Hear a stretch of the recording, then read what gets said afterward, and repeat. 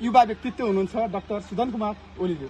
स्वागत छ हजुरलाई। अनि हजुर यो चुनावी प्रचारमा हिँडिरहेको भएको छ, यो चुनावी प्रचार हजुर कसको लागि उम्मेदवार दिनुभएको छ सिधा भन्नुहोस् न। म सङ्घीय संसदको लागि हजुरबाट प्रतिनिधि सभा सदस्य।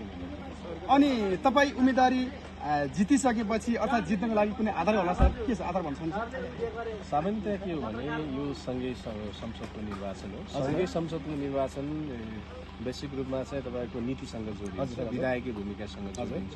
हामीले बनाउने कानुनी संरचना र राष्ट्रिय नीतिसँग जोडिन्छ। त्यसपछि देशको परराष्ट्र नीतिको सम्बन्धमा, अर्थनीतिको सम्बन्धमा, सुरक्षा नीतिको सम्बन्धमा, औद्योगिक नीतिको सम्बन्धमा लगायतका जुन संविधानले परिकल्पना गरेका विषयभित्रका नीति संरचना तयार गर्ने त्यो मुख्य भूमिका हुन्छ भने दोस्रो कुरा चाहिँ हाम्रो चाहिँ नियमित रूपमा हुने राज्यको उपस्थिति हुनको लागि चाहिने विभिन्न कार्यक्रमहरू छन्। केही दीर्घकालीन कार्यक्रमहरू छन्, कि अल्पकालीन कार्यक्रमहरू छ, कि वार्षिक नीति तथा कार्यक्रमहरू छ।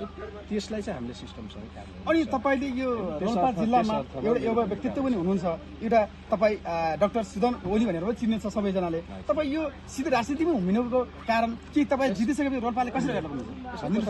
तीनवटा कुराहरू हजुर। मुख्य चाहिँ एउटा विधायकी भूमिका, दोस्रो यहाँको विकास निर्माण, र तेस्रो चाहिँ अहिलेको बदलिँदो परिस्थितिलाई हामी सम्बोधन। मुख्य गरी मेरो भूमिका भनेको अहिलेको समग्र देशको र रोल्पाको यी पाँचवटा मुख्य समस्या छ। पहिलो चाहिँ एकीकृत मानवीय पुँजी निर्माण हुन सकिरहेको छैन। दोस्रो चाहिँ हाम्रो स्थानीय अर्थतन्त्रलाई राष्ट्रिय अर्थसँग जोड्न सकिरहेको छैन, हाम्रो उत्पादनलाई बजारसँग जोड्न सकिरहेको छैन। तेस्रो चाहिँ हाम्रा जति पनि संरचनाहरू ती संरचनाहरू गुणस्तरीय छैन।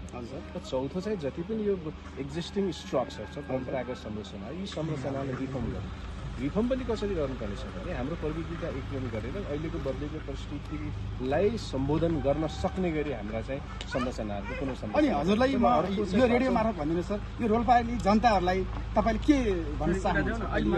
अहिले चाहिँ अब यही मैले भने जुन पाँचौँ कुरा चाहिँ त्यो सुशासनसँग जोडिन्छ।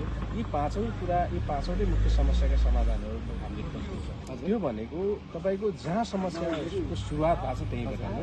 त्यो भनेको संविधानसँग जोडिएको छ, कानुनी संरचनासँग जोडिएको छ, सङ्घीय कार्यक्रमसँग जोडिएको छ। यस अर्थमा हामीले बुझ्नुपर्ने यहाँ हो र सम्पूर्ण रोल्पावासी दाजुभाइ तथा दिदीबहिनीहरूलाई अनुरोध छ भने रोल्पाको आवाज अब संसदमा फरक ढङ्गले उठ्नुपर्छ। यहाँको विकासको आवाज उठ्नुपर्नेछ, यहाँको अर्थतन्त्रको आवाज त्यहाँ उठ्नुपर्नेछ, सुशासनको आवाज उठ्नुपर्नेछ। हिजोको रोल्पाको पहिचान बदलेर हामी जान्छ। यस अर्थमा हामीले चाहिँ संसद पठाउने व्यक्ति चाहिँ सही हुन्छ।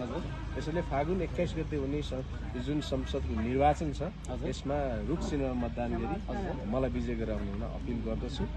किन अपिल गर्दछु भने अहिलेको जति पनि 10 जना मेरो प्रतिस्पर्धी साथीहरू हुनुहुन्छ उहाँहरूभन्दा अब्बल उम्मेदवार म छु। सर हजुरले अलिकति यो जाँदैमा यो छोटकरीमा यो शिक्षामा कुनै उपलब्धिमूलक केही भन्नुहुन्छ?